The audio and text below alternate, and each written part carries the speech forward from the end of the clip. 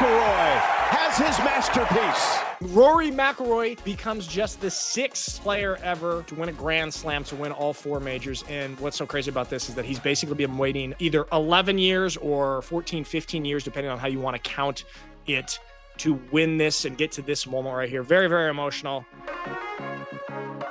It is really cool to see Rory, after a struggle of a decade plus, as you were just talking right there, finally getting over the hump, because we've seen so many great athletes be right there, right at the precipice. I mean, obviously my mind goes straight to the NFL, and I'm thinking like Dan Marino, right? Never got that Super Bowl win.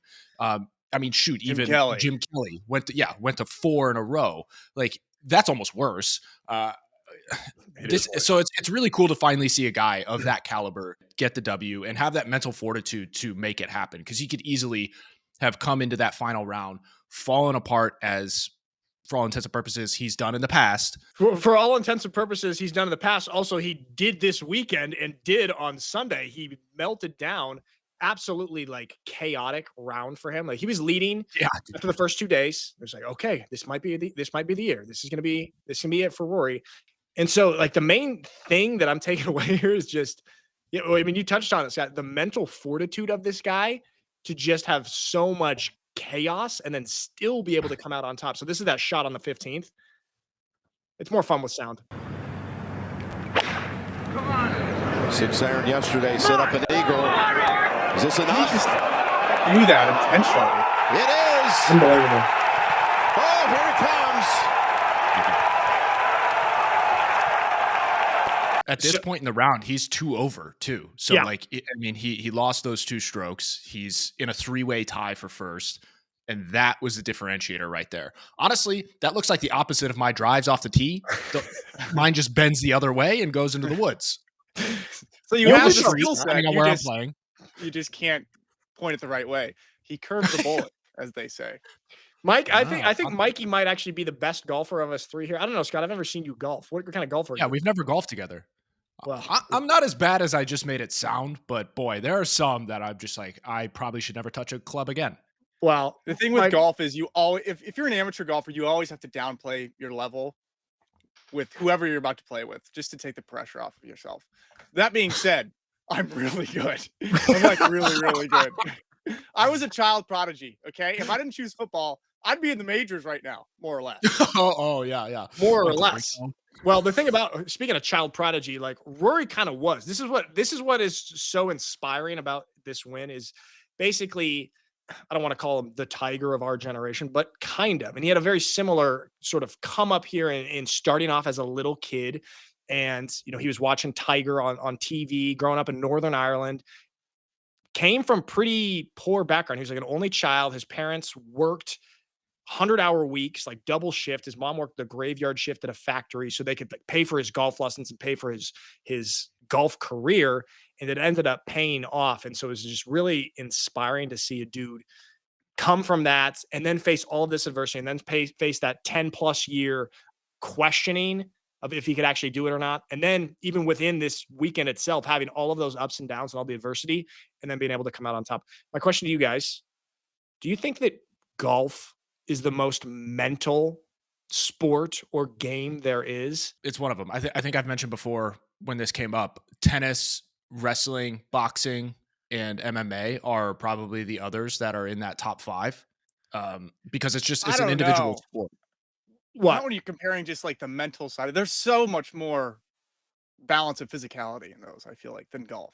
Well, that's what I was going to say. I feel like you can lean on your body on those. You can lean on your body so much more in like boxing or those other things than you can in golf. Golf, the physical input of golf is just minimal. Yeah. It's so psychological.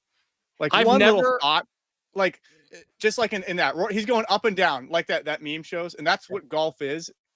And I was actually going to say, I wasn't going to make fun of him for his reaction when he won. Cause I was like, that's a little over the top. I've never felt that kind of reaction winning anything in my life. I thought it was a little childish, but that's the thing with golf is that it's such a mental weeping on the floor. Okay. But it's such a mental battle that like those kinds of emotions are warranted at the end of it. I agree with you on one point, and I just angrily disagree with you on another point. One, that it is, yes, the most mental game that there is, and that in terms of comparison to mentality and physicality, that has the highest disproportion skewed towards mentality. Him falling on the ground and crying, but you have no idea what this guy has been through. Oh, you do? 2 years You know old, what it feels like? Okay, you have any idea what me and Rory feel like at this moment? All right. Incredibly inspiring everybody. Beautiful moment. Tears are valid. Tears are justified. You're a hater. Scott, what do you think? I disagree with both of you here. I like the disparity between mental and physical, I think, doesn't necessarily make it the greatest. I think what makes those other physical sports that I just mentioned, boxing, MMA, wrestling, I think the reason that takes it to a new level, and tennis for all that, obviously that's a tier below. Okay. But the reason that those are far better is because you have the mental aspect of the solo sport, and everything relies upon your physicality and being able to have the mental fortitude to not just get hit in the face. The difference between that and putting a ball in a bunker, you can't even compare those two. So I think there's a difference to be able to eat a punch and continue to go forward and continue to eat punches throughout that and overcome those obstacles. That's not to degrade like the game of golf whatsoever. It's apples to oranges here. But at the same time, I think there's a vastly different sort of mindset and determination and willpower that you need to have when you're actually taking physical pain and having to push forward versus just being like, oh, I'll calculate this shot and alter it this way and that way. Like that's like chess to other sports. I think golf is probably more akin to chess in the mental battle. Let me ask you this. Would Okay, you how- rather Okay, go ahead. to feel mental pain again in your life or never feel physical pain again in your life? Mental pain. Physical pain is kind of fun. That's I'm with you, Mike. I would rather eliminate Yeah. mental pain. And I think If you could golf is just more keep of me in a good mood all day, Yeah. that's great. Yeah, I'll have a busted knee for that, and I equate the mental pain of golf to be higher than the physical pain of, say, MMA or something. Golf doesn't have the physical aspect of things, whereas the sport of MMA or boxing does, and it's innate, and they're not mutually exclusive. You have to go through both, and that's what puts it over the top in of golf in my mind. It's So like you let's- can't separate those two because the sport has it inherently in it. Let's try and break this down in percentages, okay? All right, what do you say UFC or MMA is? 50-50, 50 mental, 50 physical?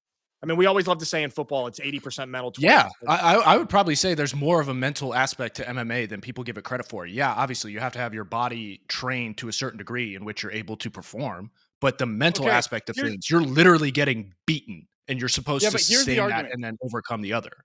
Here's the argument. Like with golf, with things that are so technical, like I think that your room for error on a golf swing, okay, the room for error is minute. If your club face is tilted this much versus that much, that's the difference. Okay, versus a punch, you have a little bit more room for error on a punch. So the argument is when you are in a sport or if you are in a position like quarterback, like golf, where the room for error on your technique is so small, that's when it becomes so much more mental. Now, it's not to say that boxing is less mental because you have more room for error in your technique. And so Disagree. that's why it's Disagree. You're belittling boxing to a point like in which there, like I hate to say it, Okay. but that's obvious. That's showing an ignorance in the game of boxing, and people Okay, will come well, out just and look say at it that. like 'Cause this. if you look at the speed, look at your fist of- compared to a head versus a club face compared to a ball. My Okay. fist is bigger yeah, than but a there's golf movement. ball. There's It's like movement in punching the a other head with element. a fist that's twice the size of a head. Okay, one at a Yeah, time here. but the other element, the head, is actually able to move, and you can't calculate where the movement is, whereas the ball is stagnant. So your technique in hitting the ball is all based off of repetition and knowing the course. Whereas you're going against an element of unknown in boxing against another human being, you know, the most dangerous game and everything like that. And you're trying to overcome them while also eating punches. So I like, it's not apples to apples here. Scott, there is no nobility in being superior to your fellow man. There is only nobility in being superior to your former self. And that is golf, okay? Because it is against yourself. And in Rory's post-match interview, he talked about this. He's like, this was just me versus me. It was me versus my mind this day. And he like really harped on that to the point where there might be a little bit of beef between him and Bryson because he said like Bryson had an interview after and the journalist said, "Hey, did you talk to Rory at all today?" He goes, "No, he wouldn't talk to me. He would not talk to me at all. He was so locked in. He just wouldn't say one word to me." And they were partners. And so I don't know, man. The mental aspect is very impressive. One more point on that. in other sports, you can capitalize on the other person's mistake because they're right in front of you. You can see their mistakes. Okay. That's why golf is more just you versus you. You don't really know what everybody else's score is. Okay. It's just you versus you more so than you can see other people's mistakes and capitalize on those. So that's another argument for why it's more of a self-mental battle. Yeah, I'm not. Look, I think you guys. I'm not degrading golf whatsoever. It is clearly a mental battle. But also, he knows exactly how Bryson is hitting the ball. He is going up against Bryson throughout the entire round. He sees how he's playing, even though he may say he doesn't. Him talking to him, I don't see that as anything. Obviously, like, you don't need to talk to somebody. You can be completely hyper focused and it not have anything to do with the other person. But he knows how Bryson's playing. He knows how he's playing, and the comparison of the other people. You can hear the roars and everything as Justin Rose was balling out yesterday. True. Like, you can hear those across the course and everything along those lines. So it's just like, I still think adding the physical component of those other combative sports that I mentioned, and even tennis, which is far more physical and has the same sort of mental degree, because you're going up against another person who has the same sort of accuracy, same sort of precision, and is able to place a ball with spin and do all these different things similar to contacting the golf ball, with the tennis racket. I think there are other sports that have other elements to it that just put them over the top. That's not to degrade golf whatsoever. I think it has an absolute, like, primacy in terms of the need for mental fortitude to win, but I don't think it's at the top of that punch. All right, we're getting deep into this debate here, and I'm sure we're going to revisit it again. I want to get onto another topic here, but the last thing that I will say on this is, I've played football and I've played golf, and you know what? When I have felt really poorly mentally, I was still able to play a decent football game and make tackles. When I felt poorly mentally, I've never had a worse breakdown physically than when I felt poorly mentally on a golf course. Mike, it was McKay Creek a couple years ago. You, me, Joey, Mike. Oh, I remember. And I had the greatest meltdown I've ever had in my life. It scarred me, and it was purely mental, purely psychological. So a lot of this is anecdotal, but that weighs heavily on my mind. All right, let's move on here. Sure, but I never threw football into that batch. Like, you have teammates to rely upon. I was making Scott. I'm talking solo tackles. Okay, I'm talking solo tackles. Okay, Oklahoma drills. I don't rely on anybody for those. Those D linemen, they didn't keep any offensive linemen off me. Those were shed and get by solo tackles. No, they did great. Okay, let's talk about this. It's still on the Masters here, but I think this is so cool because the tradition of this, and they have the no phone policy at the Masters. I don't know if you guys can see. This is unbelievable. This is like reminiscent of photos that you see at sporting events, obviously, like back in the day, black and white photos, 1930s baseball game or something like this. Everybody living in the moment. What are you guys' thoughts on this, on the no phone policy that the Masters has and Augusta has? I love it, but it's also hilarious that you had to go all the way back to the 30s. Dude, we didn't have cell phones in like the late 90s and early 2000s. Okay, but the people had cameras and there was some Game other Boys. electronic things. Game Boys, some people playing Game Boys. All right, you know what? No, this is beautiful. This is beautiful, though. It shows that it's possible. We can disconnect. And if more places did this, it would actually be quite refreshing. Granted, I understand there are security issues and so on and so forth, but it's actually possible for people to put their phone down for a day and not be glued to it or stuck in the digital verse. Yeah, I think it's. So you're saying there's a chance. This is beautiful. On top of it, everyone's dressed so well. It's just a real pleasant picture. It looks like Easter or something. That's the other reason that golf is so beautiful. You don't get brawls on the court like what was that clip we watched from the NBA a couple weeks ago? Yeah, the Malice in the never Palace. get that in golf. Oh, the Gen Z fake Malice at the Palace where they each other. Yeah, that was real tough.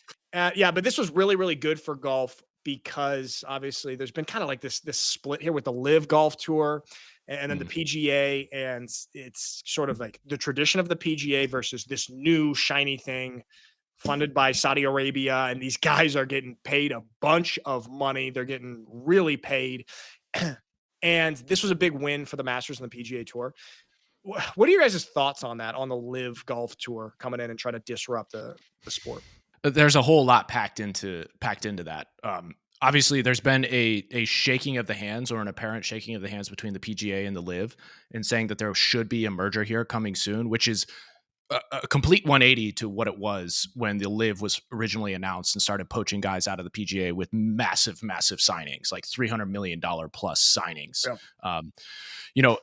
In terms of the handshake, it's seemed to have warmed over the past couple of years, where now the PGA Tour is allowing Live players to play in the majors, which is awesome because we just saw some of that happen here. We saw it last year with Brooks Koepka as well, and many others, to say the least. It's just really cool to see Rory against Bryson, even though Bryson didn't play his best in the last round or final round. That Live PGA Tour kind of face off going on in real time. Because there was all this buzz about how Bryson was not getting like any coverage on the first day or the first 2 days. To the point where he's like, all right, I'm just going to have a camera crew follow me around and post it on YouTube. Do you think this was kind of the PGA Tour giving him a little nose up at a Live golfer? Maybe. I think there are a lot of elements that come with Bryson just because he's a different sort of cat than people are used to in the golf world. Like he's a little more outspoken, he's a little more energetic, and he's created his own YouTube channel and he creates content and everything like that. So there might have been an aversion to him because they just assumed that he would be covering his own stuff. So there may be an element of truth there, but at the same time, on day one, there are so many top-notch golfers. You don't know who's going to do what, how they're going to play. So for the focus to be solely on you and to be complaining about that is a little weird. Granted, I don't know if that's actually what he was doing. Yeah, I don't know. I don't know if it's just like how the circumstances played out, like you said, with so many golfers, especially in the first couple of days, or not. But interesting with the whole dynamic with Live and PGA. Last thing on this, I promise. How do we put this in NFL terms? Okay, how Rory winning this Masters and finally being a Grand Slam champion in 2025. What is the NFL equivalent of that? I've got one on the tip of my tongue, but I will wait unless you want to go first. I can give you mine. I have two. One from old era is because I mentioned them before, if Jim Kelly had finally won the Super Bowl. Okay. Because Rory had many shots over the past decade plus to win the Masters and was in the final day, like competing and all that kind of stuff. So that's why I would make it a Jim Kelly Super Bowl win. And then probably closer new age would be if Dak Prescott won a playoff game. So that is harsh, dude. Jeez. That's same vein. That's as far-fetched and as pinnacle of achievement that you could think of for Dak. The equivalent of Rory winning a Grand Slam is Dak simply winning a playoff game. He'd get an E60. Okay. Mine is Josh Allen finally winning the Super Bowl in like 2033.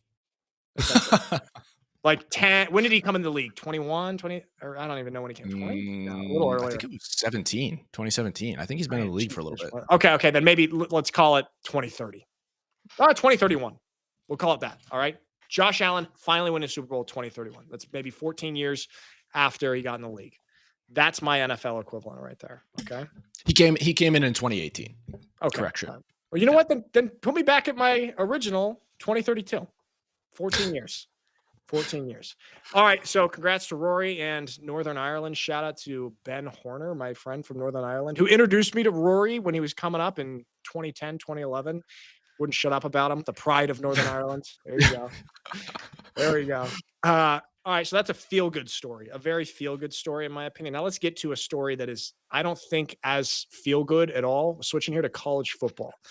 And almost be a feel bad. Well, we'll see. Depending on your interpretation, if you feel good or bad about this. Some people feel good. Some people feel horrible. Tennessee quarterback, and I'm not even going to try to correctly pronounce his last name. It's Nico Iamaleava, and he is leaving Tennessee. He is leaving the University of Tennessee. Big story here. So he was getting paid, $2.4 million to be the Tennessee quarterback, and he wanted more money. And apparently he threatened to opt out of last season's college football playoff unless they were paid more NIL money. And now he is gone from Tennessee. So he made this demand. He missed meetings in practice last week, and in his demand for more money, and Tennessee decided not to meet it and part ways with him. There's a lot more to unpack in the story, but just give me first your initial thoughts on this.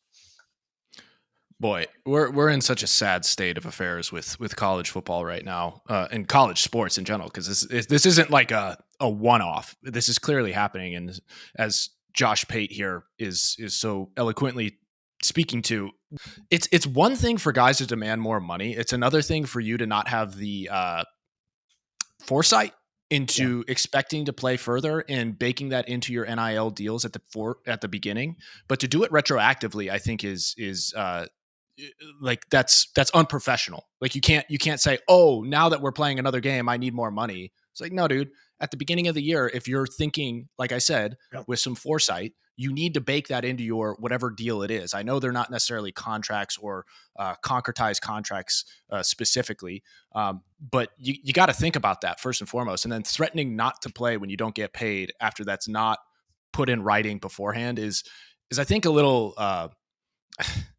unprofessional. I'm wonder where he will land, or if he lands at a school that would actually pay him what he's asking for, because then that kind of sets a precedent that you can behave this way and get rewarded for it.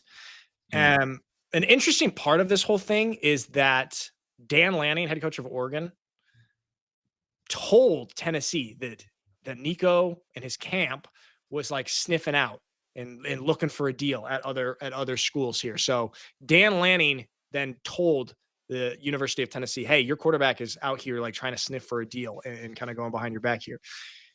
Thoughts on that? And then also, does this make him a hypocrite? Because I said, scroll up here, Dan Lanning, they say he reportedly snitched on Nico's dad, who is looking for a better offer. Dan Lanning's quarterbacks while at Oregon are all transfer quarterbacks, all of them. In the last few years here. So is that hypocritical? I don't know if it's hypocritical, especially because you can make the assumption that he was the one reaching out to those other transfers are on this list right here. Like their organization, the Oregon Ducks, were the ones reaching out. There is a brotherhood of coaches, right? And I do believe that this is a respectful move on his part to let the Tennessee coaching staff know that this is happening behind their back. Because this is just such a slimy move, I think. And I get it. Players need to get paid and they deserve to get paid. But when you're making moves like this, it's unbecoming of a professional, which you have now become in the college realm. I'm with you, Scott. Like you're saying, I think this is a different circumstance. And on top of that, I think one of the only ways to manage this kind of behavior in NIL world is the brotherhood of coaches to keep the players in check. When players do stuff like this, coaches rat them out to other coaches so that there is some sort of forced respect and some sort of forced level of like standard of behavior in this NIL world. And you can't just slither around, go behind everybody's back. So I think Dan Lanning here is kind of setting the precedent of, okay, there's going to be some sort of code of conduct amongst coaches to at least sniff out this kind of behavior amongst players. So they at least have to answer to some sort of code of conduct. Yeah, I think that's a great point, that basically if the NCAA has not yet established some sort of guidelines here, well, then the coaches can sort of have an informal law that they have created here. Mario Cristobal, head coach of Miami, like he said something along those lines, basically that, hey, we're not going to stand for this. I can't remember exactly what the quote was. Something along those lines, like, hey, we're not going to stand for this. You want to walk? All right, then walk. And the funny part about this, I mean, I know people are just kind of cherry picking, but there are some really hilarious like examples of Nico like not doing that great. It's like, bro, be happy with that you're getting paid right now. So this says Nico threw for 104 yards on 31 pass attempts versus Ohio State in a blowout playoff loss, and he's acting like he's Peyton Manning. So it's like, also understand your leverage. I feel a little bad for him because apparently, word on the street. Well, hear me out. Right? Let's hear this argument. Okay, you're gonna come around. I feel bad for the kid slightly. Word on the street is he's actually a good, nice kid, and this is all his dad. Nick. Okay, his dad. Yeah. Okay, that this is all his dad, and perhaps a friend also who are like acting as agents. And look at this mess that they've created. Like, I don't know. Who knows? Maybe he does get picked up by another university and gets what did he want? The $4 million a year. Maybe he does. Maybe he doesn't. And maybe he kind of just blows up this whole thing.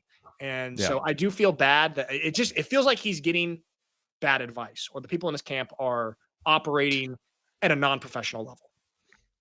Yeah, I think it's fair. I think it's fair to say that that's definitely a larger element here in this play. And look, now that money is coming through the woodwork here in college sports, you know you're going to have people who may be ill actors in the ears of the guys who are getting paid because they may want to get a cut themselves. So it's like they start hyping them up, and if you get too many hype men around you, you're going to start believing it yourself. So there could be like the responsibility.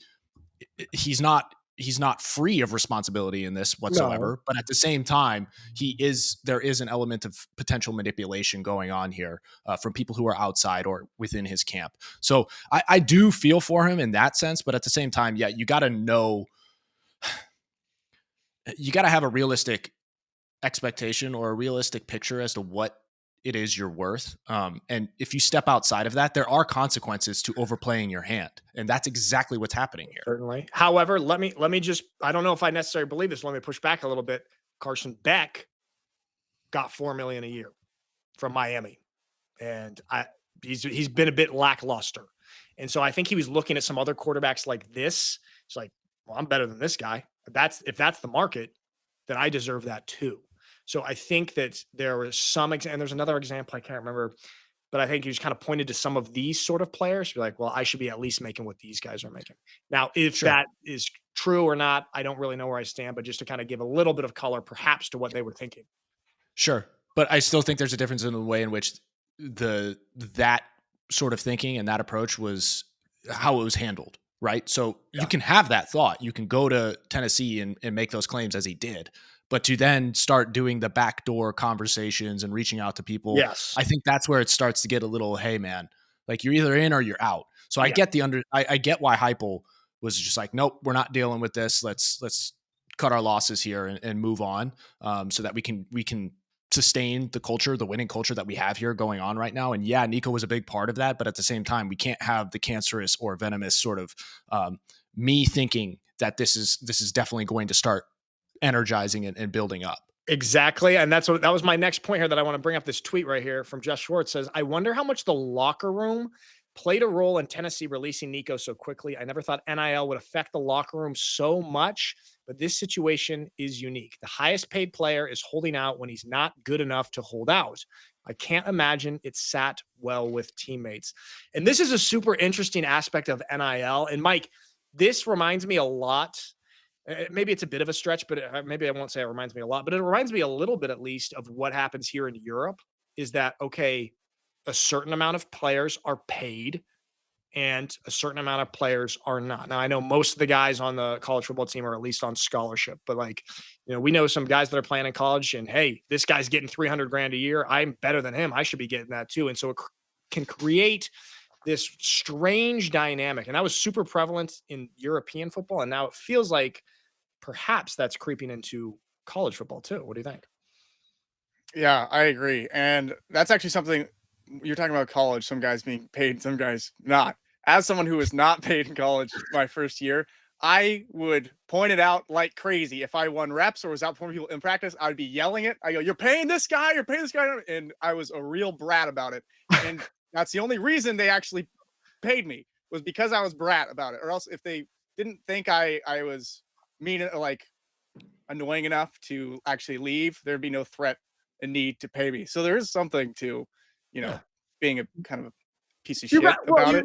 You got to create a leverage. But I understand that emotion pretty well of you're paying this guy this much and I'm not getting paid, whatever, it's definitely something that'll cause a rift. Yeah. And I think especially if you have, your quarterback, your leader, it's not like this guy's getting paid $100,000. He's getting paid 2.4 million and he's not happy. So there's a lot of potential for rifts there. Scott, what do you think? A lot of thoughts going on there. Because it's kind of like you're stuck between a rock and a hard place as you're speaking to right there with your story, Mikey, because it's like one,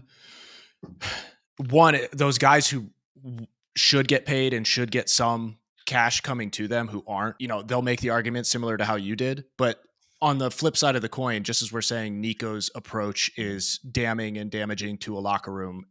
That sort of approach could also be considered damning and damaging to a locker room. And it's just like both sides just warring with one another. And it's like, okay, how do you go about fixing this? Is it the university instituting a standardized contract that they deal with these agents, and it locks people in so that it's like, okay, no, you put your name on this line. Yeah, you can whine all you want for more pay, but it's like, this is a 2-year contract. You're getting paid at this level. Come the following 2 years or time for renegotiation, then you have the ability to increase that leverage. And I think just approaching it from that standpoint will solve so many of these internal problems and even just college ball problems in general.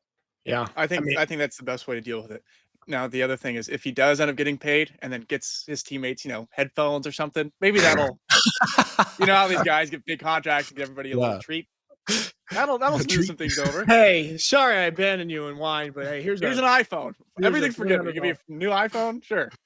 This is the same way that schools got around having to pay players over the past 20 plus years. Yeah. It's like, oh, if we go to a bowl game, you get a goodie bag. Oh, you get a $300 gift certificate to Amazon. Oh, cool. Sure, I'll do that. Some exploitation of the players, but we're in a weird time. So see what happens with Nico. Hopefully his dad does not. Just get an agent, brother. Like, just get a real agent. Okay. Yeah, but even with agents, I know we kind of sparred with this. Even with agents, you can get agents who are predatory as well. So that's why I think there needs to be a governing body of like, what can constitute an agent and how do they go about getting their credentials and their ability to represent players. Like, I think that's important as well.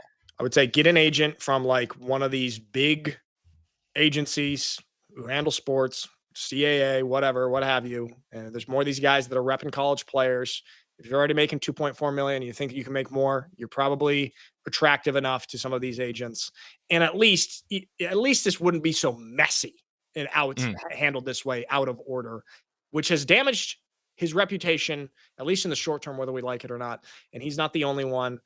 The name Nico, guys. I mean, the name Nico is taking a big hit, okay? Between Nico Harrison and Nico here from Tennessee. He's having a bad year. We're gonna see that's Nico Harrison, the GM of the Mavericks, who traded away Luka. And every single photo of him is him making that face. And I've never seen a face that more clearly says, I regret everything, than that face. I mean, what does that facial expression say? I regret it. It's so crazy how one decision can change your whole facial structure for the rest of your life. His bone structure is going to be cemented into the regret face forever. He's got the Mad Eye Moody thing. He needs to So, Scott, I was going to use that to transition because NBA playoffs are starting soon, but do you have anything else on this? Yeah, I was just going to say, you guys were talking about it and we were all touching on it here. It's like Dan Lanning's move here is, yes, the brotherhood of coaches making a stand and trying to institute some form of continuity within the chaos of NIL and transfer portal. But at the same time, it's like, there's always been a written gentleman's code in how you go about business. And the slime balls are the ones who, they may get ahead in the immediate term and may get ahead in the medium term as well. But ultimately it comes back to bite them in the butt. And if you overplay your hand in that realm, it ultimately comes back to bite you in the butt, as I'm saying. But the gentleman's code is what needs to be approached here when there isn't a concretized sort of approach and strategy to all of this stuff right now. And I feel like Nico kind of, or his camp kind of, went in the opposite direction. And that's just what's getting exposed right now. I like that a lot. Also, all of society should revert to gentleman's code. I am so anti physical contracts. Let's shake hands. You got my word. Okay. Gentleman's code. Can we not revert to this? Yeah, that'll work. We're trying to rebuild a high trust society. You think the honor system's going to work in the world of business? Weed out the people who will not act honorably, and they reveal themselves. So you guys don't like my system? You don't think that we can go back to handshake agreements? Nick, you're just the one shining optimist on this show, and you have the realist and pessimist in both Mikey and myself. I'm sorry, realist and pessimist is the same word. Okay, thank you. I regret to be a realist in this sense because I also hate realism in general in life.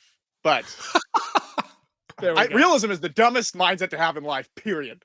That's no realist has ever achieved anything in the history of mankind. Okay, it takes absolute delusion to do anything in life.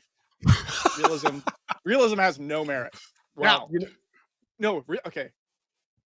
Wait, realism in approach, not realism in In thought. Vision. Oh In no. vision. Okay. Okay. Yeah. Sure. But I'm with you on the delusion, and there's a lot of delusion seeming coming out of Nico's camp. All right, let's just really quickly touch on NBA playoffs because the bracket's out here. We got the playing games. Here's what we got. We got the playing tournaments, and here's how it breaks down. You got Luka and LeBron playing the Timberwolves. Gosh, I mean, what jumps out to you here? Also, how do you feel about the playing tournament? Nothing. Sorry, Scott.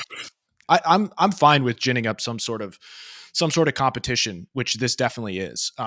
The one cool thing, I love the matchup of Memphis versus Golden State. I'm super stoked to see Ja and an older Curry kind of go back and forth, and seeing what Jimmy Butler does to see if he puts them over the top. How we feeling, Scott, about the Cavs? Is Glory coming to Cleveland?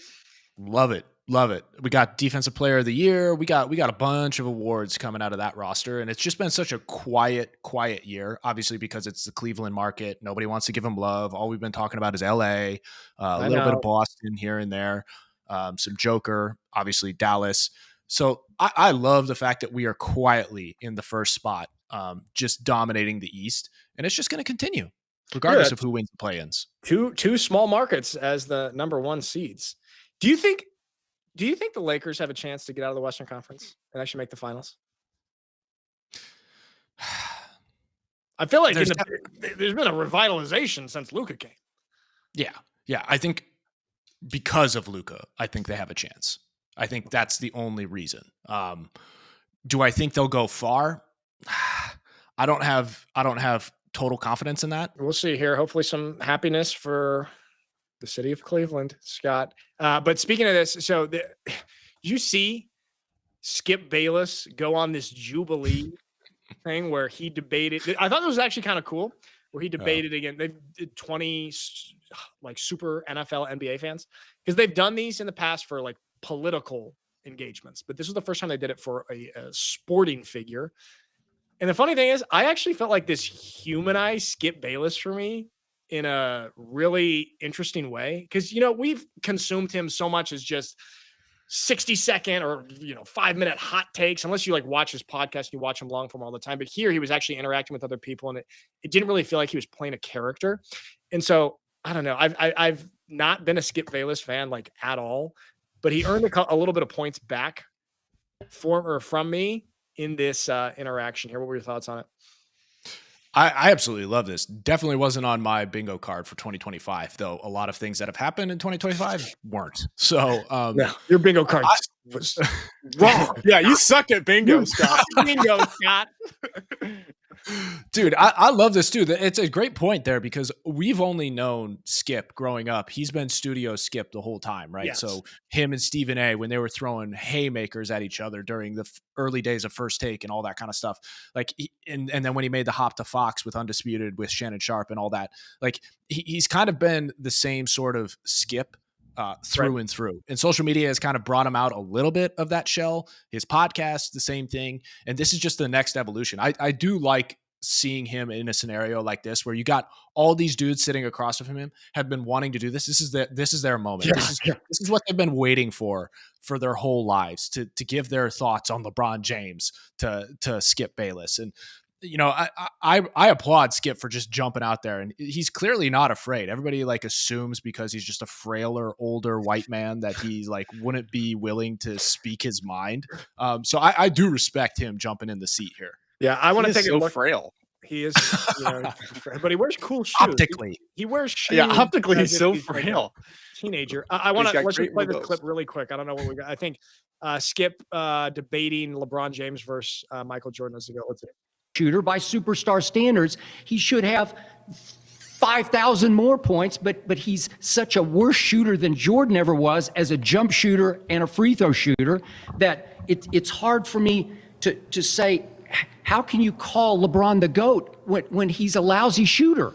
Part of the argument to what you said is everything you just said is wrong. So if you look at true shooting percentage, which takes into account all the offense, all the scoring, who had the better true shooting percentage in his NBA career in the regular season? LeBron James. Who had the better true shooting percentage in the playoffs? LeBron James. And you just said Michael Jordan won a lot better. So starting 1-9 in the playoffs in his career doesn't count, just doesn't matter. Okay. Or losing to the Pistons over and over again because he was so dominated by any level of physicality because he was soft. So that does not count. That doesn't matter. Wait, did you just call Michael Jordan soft? Compared to LeBron He James? was the baddest you-know-what who ever stepped on a basketball court. Not Trust like me, LeBron. I was there. Not like LeBron? Not like LeBron. LeBron is like the First of all, buddy, I was not expecting that voice. First of all, the Pistons had the Jordan rules. There's literally a book written about it. The Jordan rules of how they played Michael Jordan differently and were so physical and essentially just cheating to beat him. So this guy maybe is a little bit too young to understand this. But I thought that Skip. I watched 45 minutes of this. Like I wanted to watch like 10 minutes, and I was into it, and I was impressed. Like you gotta admit, Skip, 70 years old or whatever he is, he has a vast encyclopedia of knowledge, and he had rebuttals and refutals and statistics for everything these guys brought up. And I think a lot of the younger generation is so skewed LeBron. That was a point he made. It's like, it's tough when you don't experience someone like growing up, even if you just have a couple years as a child, experiencing someone like actually playing in real time. And you're always skewed towards who you actually experience, don't you think? It's like how every generation thinks that the SNL cast while they were in high school was the best SNL cast ever. Yeah, exactly. Exactly. It's this bias, or everyone thinks, oh, our generation, it's just this generational bias. It's like, hey, can you just zoom out a little bit and just look at the universe a little bit more broadly? Not everything revolves around your 12-year generation. Scott, what do you think? Yeah, I think there are a lot of things going on here, as is the case with everything in the world. But I think in this moment, the guy who's sitting across with the voice that we weren't expecting, he's viewing it from a perspective that I think we in culture and society have become accustomed to approaching every issue with, right? So he comes from a generation where he's always had the internet at his fingertips, right? So he assumes that he has the knowledge of and the depth and wisdom of all people who ever lived and all information at all times. Right. Has he or anybody else in our generation truly understood that information and digested it to a point of it being ingrained in our knowledge? No, it's more just at our fingertips, and we could just Google something, and then we take the pride of being the owners of that information and knowing it. So there's this prideful like arrogance in the approach of just thinking strictly from the standpoint of, oh, LBJ, because he was the guy that was always at the forefront of this conversation. Right. And there's just so much lost in the depth of that information. So him talking statistical analysis and all that kind of stuff is losing things that Skip is probably bringing to the table. And yeah, I don't necessarily think that lived experience is like the best of arguments, which obviously Skip saw Michael in his prime and growing up and doing all those things. But to your point, Nick, the guy is clearly missing on the fact that the NBA was a vastly different game. And if you're talking about toughness, which is a hard thing to necessarily pinpoint and calculate, right, you're looking like he should be able to understand that today's game is vastly different in terms of the physicality versus what it was. So if we're talking about toughness, he's missing the mark there by a mile, because Michael had to go through the bad boy Pistons. Yeah, sure. He went 1-9 early on, but he made it through. And we're talking about Rory having that mental fortitude. Mm-hmm. Michael had the mental fortitude to do just that. And then once he did, he didn't stop winning at all in his career. Absolutely, dude. And I know you can't like put a number or a statistic on toughness or how hard people play, but like you just watch some of those clips, some of those games from back then, and then watch a game from today. It's like, you're intellectually dishonest if you don't admit that was a different game and so much more tough, so much more physical. And so for this guy to like, that was pretty comical for this guy to say that LeBron is tougher than Jordan. I'm fine with people arguing that he's the greatest of all time over Jordan, but to argue that he was tougher is silly. Yeah. Well, something that fell by the wayside here in my conversation or my point there, but like circling back to golf, right? Yeah. So you were talking about, everybody in this day and age having the lens of who they experience being like LeBron James being the best, Kobe being the best, better than MJ, so on and so forth. It goes down the line. Like no one ever looks to golf and says that Jack wasn't the best. Like you look at the number of wins in majors, 18 that he has. Right.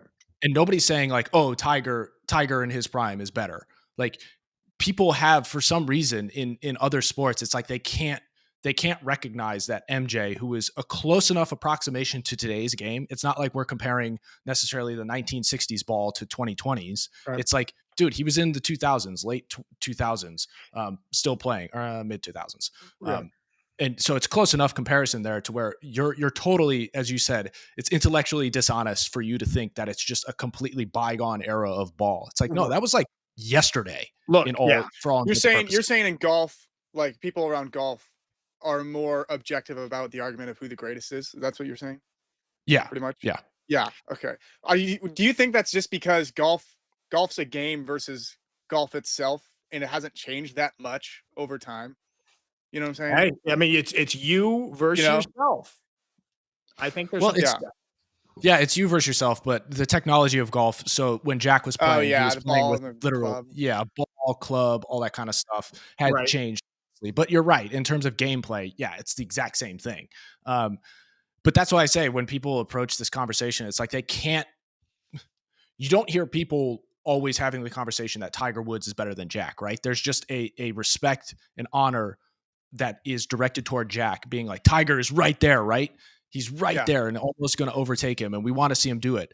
But in basketball or even in football, it's like nobody can have that. It's like their guy in this moment in time is always better than the one that came before him. It's like what you were saying earlier, how golf was more mental. And so the fans... Just like what you were saying earlier, Scott. Look, you earlier when you said golf's more mental. And so the fans come around, Scott. are smarter, and they think more, and they can think more objectively about themselves. Right, I completely agree with your point. That's been a through line through this whole episode. We got him, Mike. We got him. He walked right into My gosh, he's so good. Oh, I have no clue how those two connect. So they connect more or less. Yeah, more or less.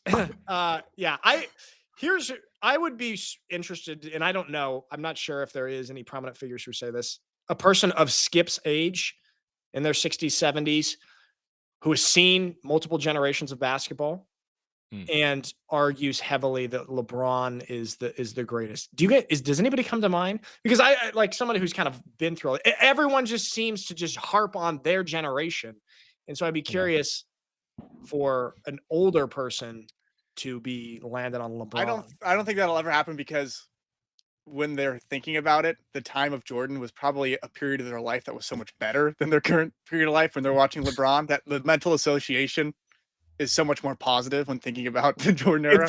It's like everyone thinks the best time of the world was like when they were like 11, 12 years old. And I'm thinking that I'm like, oh, that was the best time ever. I was playing James Bond on N64. Yeah. Everything was awesome. Turns out global financial crisis, family in shambles, all these bad things happening. But everybody thinks like when you're like 12 to whatever years old, this is the golden era. So there you go. God, that's so smart. There we have it. Rory McIlroy wins the Masters, and Skip Bayless earns some respect points back from us. Good stuff. All right, everybody. Good stuff. Thanks for watching, and we will see you on the next one.